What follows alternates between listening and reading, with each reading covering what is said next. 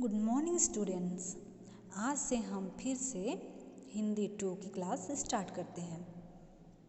तो आज हम पढ़ेंगे चैप्टर 15 और पाठ का नाम है ई संसार। चैप्टर 15 और पाठ का नाम ई संसार। तो हम अपनी पाठ्य पुस्तक भी इस वीडियो के साथ साथ हम देखते जाएंगे तो हम अच्छी तरह से पाठ को समझ सकेंगे। तो हम page number 93 Hindi 2 page number 93 देखेंगे।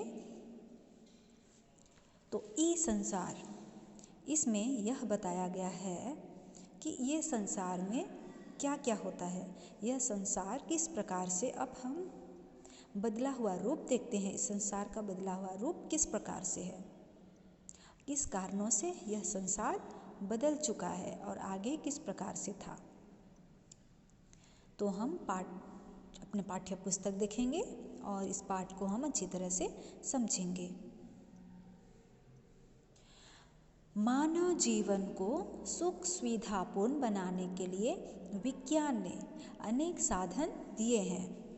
तो हम देखते हैं कि मानव जीवन का जो पहले असुविधा होती थी, लोग को बहुत असुविधा झेलनी पड़ती थी कुछ भी चीज़ के लिए, तो उसको देखते हुए अभी मानव जीवन को सुख सुविधापूर्ण बना दिया गया है कि आसानी से जो भी काम हो मानव अच्छी तरह से आसानी से कम समय में कर सके। तो मानव जीवन को सुख सुविधापूर्ण बनाने के लिए विज्ञान ने अनेक साधन दिए हैं, जैसे कि हमारा काम सही ढंग से कम समय में हो सकेगा। क्योंकि हम पहले देखते थे कि जो मानव थे बहुत ज़्यादा संघर्ष करना पड़ता था।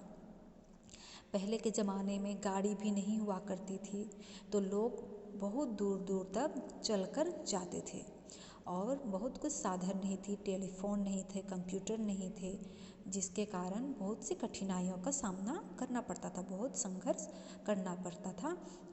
इसी सभी संघर्षपूर्ण जीवन को देखते हुए मानव के जीवन को सुख सुविधापूर्ण बनाने के लिए विज्ञान ने अनेक साधन दिए हैं। तो वे कौन कौन से साधन हैं हम पढ़ेंगे और इस पाठ के माध्यम से हम समझेंगे। इन्हीं साधनों में से एक अत्यंत महत्वपूर्ण साधन है कंप्यूटर। तो हमें पता है, हम सब बच्चों को पता है कि कंप्यूटर हमारे लिए किस प्रकार से अत्यंत महत्वपूर्ण साधन है। यह 21वीं सदी को देन है। तो इसे हम 21वीं सदी की यानी कि अभी का देन कहते हैं, क्योंकि ये पहले कंप्यूटर नहीं था। तो अभी हर चीज़ कंप्यूटर के जरिए ही होता है।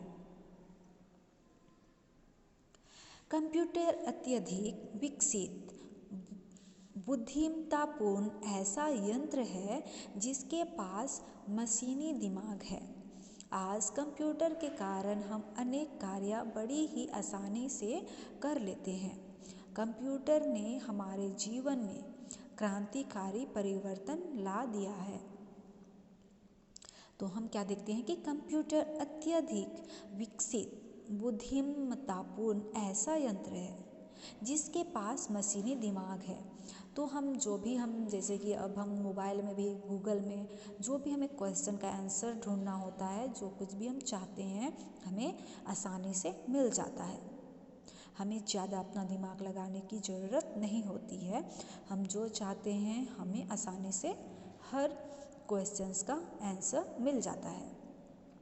तो आज कंप्यूटर के कारण हम अनेक कार्य बड़ी ही आसानी से कर लेते हैं। कंप्यूटर ने हमारे जीवन में क्रांतिकारी परिवर्तन ला दिया है। आज हम देखते हैं कि कंप्यूटर के कारण हम अनेक कार्य, जो भी कार्य होती है हम बड़ी ही आसानी से कर लेते हैं। हमें जो पहले के जो मानव है उसे बहुत सारा मुसीबत झेलना पड़ता था, कठिनाइयाँ का संघर्ष का सामना करना पड़ता था। वे आसानी से कुछ भी आंसर नहीं मिल पाता था। लेकिन उस ज़माना और इस ज़माने में अभी काफ़ी अंतर हो गया है। ये सभी कंप्यूटर का ही देन है। तो कंप्यूटर ने हमारे जीवन में क्रांतिकारी परिवर्तन ला दिया है। जो हमें संघर्ष करना पड़ता था उसका सब कुछ परिवर्तन करके हमारे लिए सुख सुविधा प्राप्त कर दिया है। तो इंटरनेट कंप्यूटर से जुड़ी एक महत्वपूर्ण तकनीक है। जो इंटरनेट है, जो नेट की तरह जाल की तरह विकसित है, जो कंप्यूटर से ही जुड़ी होती है और यह एक महत्वपूर्ण तकनीकी है।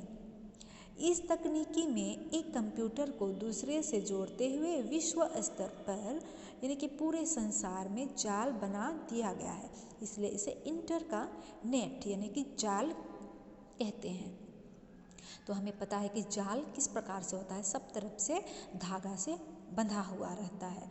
उसी प्रकार इस संसार में कंप्यूटर इंटरनेट से बंधा हुआ है और एक दूसरे को जोड़ के रखता है, इसीलिए हर चीज़ का आंसर हमें आसानी से मिल जाती है, जिसे हम ज्ञान के विस्तृत भंडार को अपने पास देख सकते हैं। वेबसाइटों के निर्माण ने दुनिया के हर तरह के ज्ञान को कंप्यूटर की स्क्रीन पर उपलब्ध करा दिया गया है। इंटरनेट के प्रयोग से हम अपने ज्ञान में लगातार वृद्धि कर सकते हैं। तो हम जानते हैं कि इंटरनेट का प्रयोग करते हैं तो हम अपने ज्ञान में लगातार वृद्धि प्राप्त कर लेते हैं। हम जो चाहते हैं हमें आसानी से मिल जाता है, तो हमें ज्ञान प्राप्त हो जाती है। इंटरनेट नेटवर्किंग ने पूरे विश्व को अपनी मुट्ठी में समेट लिया है। एक क्लिक किया और जानकारी का विस्तृत भंडार हमारे समक्ष उपलब्ध। इस प्रकार यह हमारे लिए जादुई चिराग सिद्ध हो रहा है। आइए इसके कुछ महत्वपूर्ण पहलुओं पर विचार करेंगे और जानेंगे कि जो इंटरनेट है उसका नेटवर्किंग ने पूरे विश्व यानी कि इस पूरे संसार को अपनी मुट्ठी में किस प्रकार समेट के रखा है। हम जो भी चाहते हैं एक क्लिक करते हैं, बस एक क्लिक करते हैं और हमारे सामने पूरी जानकारी पूरी विस्तृत भंडार के साथ हमारे सामने आ जाता है। हम जैसे कि हम अपना खाना बनाना सीखते हैं, हमें जो भी पसंद है, पसंदीदा जो हम सीखना चाहते हैं उस डिश को हम उसके बारे में सर्च करते हैं तो आ जाता है। यह हमारे पाठ्य पुस्तक का जो भी क्वेश्चंस है हम उसको टाइप करते हैं तो हमारे सामने आंसर्स आ जाते हैं। या हमें कहीं जाना होता है तो हम गूगल मैप के ज़रिए भी हम पहुंच सकते हैं। हम इतना आसानी हो गया हमारे लिए कि हम घर बैठे ही सब कुछ कार्य आसानी से हम कर सकते हैं, हमें कुछ संघर्ष नहीं करना पड़ता है। तो ये सभी हमें इंटरनेट कंप्यूटर के ज़रिए ही सब कुछ हमें आसानी से मिल रही है।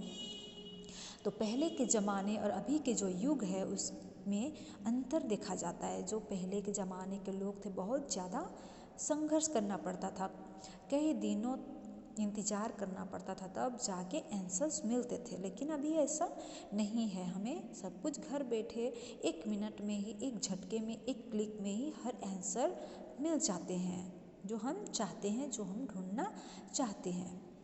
तो हमारे लिए यह कम समय में होता है और हमें ज्ञान भी प्राप्ति कम समय में ही ज़्यादा हो जाती है। तो यह देखेंगे कि इंटरनेट नेटवर्किंग ने पूरे विश्व यानी कि संसार को, वर्ल्ड को अपनी मुट्ठी में किस प्रकार से समेटे हुए है। एक क्लिक करते हैं और पूरी जानकारी का विस्तृत भंडार हमारे समक्ष आ जाता है। इस प्रकार यह हमारे लिए जादुई चिराग से कम नहीं है। आइए इसके कुछ महत्वपूर्ण पहलुओं को हम विचार करेंगे और जानेंगे कि किस प्रकार से क्या क्या हमारे सामने इंटरनेट का काम हम कर सकते हैं। ईमेल, पहला है ईमेल के बारे में हम जानेंगे। ईमेल पत्र व्यवहार का आधुनिक रूप है। यह एक ऐसा अनोखा तरीका है जिसके माध्यम से आप अपना संदेश, तस्वीरें, संगीत, शुभकामनाएं, बधाई पत्र, विभिन्न जानकारियाँ तथा वीडियो फिल्में दुनिया में कहीं भी मौजूद अपने किसी भी परिचित को भेज सकते हैं। आपके द्वारा भेजा गया यह संदेश कुछ ही क्षणों में प्राप्तकर्ता के वेब पर यानी कि वेबसाइट पर उपलब्ध मेल बॉक्स में पहुंच जाता है। प्राप्तकर्ता उसे आसानी से अपने कंप्यूटर पर देख सकता है या डाउनलोड कर सकता है।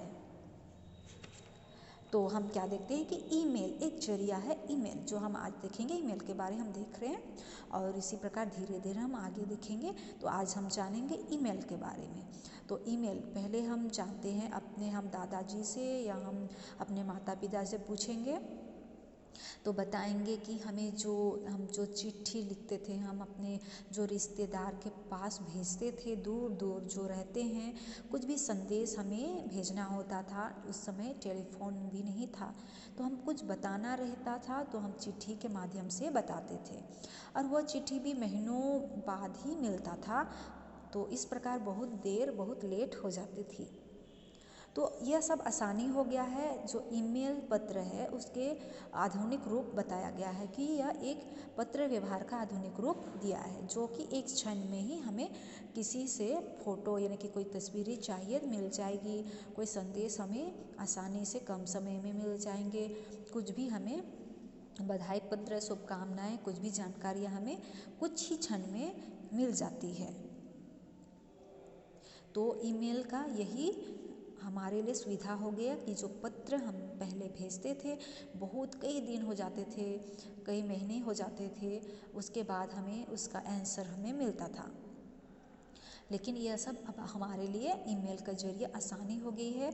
तो हम आसानी से हम जो भी किसी को पत्र भेजना है, कुछ संदेश बताना है, तस्वीरें या संगीत भेजना है, कुछ शुभकामनाएं या बधाई पत्र भेजना है, कुछ भी जानकारियाँ हमें भेजना है, वीडियो, फिल्में, कुछ भी भेजना है तो हम ईमेल के जरिए हम पोस्ट कर सकते हैं और हम किसी का जानकारियाँ भी ले सकते हैं और अपनी जानकारियाँ आसानी से हम दे सकते हैं ये ईमेल के जरिए। तो हम आज के लिए हम ईमेल तक ही जानेंगे। तो अगली कक्षा में हम फिर से पढ़ेंगे और विस्तार से हम इसके बारे में जानेंगे कि हमारे लिए क्या क्या कंप्यूटर के जरिए क्या क्या हम आसानी बना दिया गया है। जहाँ तक हमने पढ़ा है वहाँ तक अपना रिवाइज कीजिए और अच्छी तरह से पढ़कर आप ज़रूर अच्छी तरह से समझिए, आपको अच्छी तरह से ज़रूर समझ में आ जाएगी।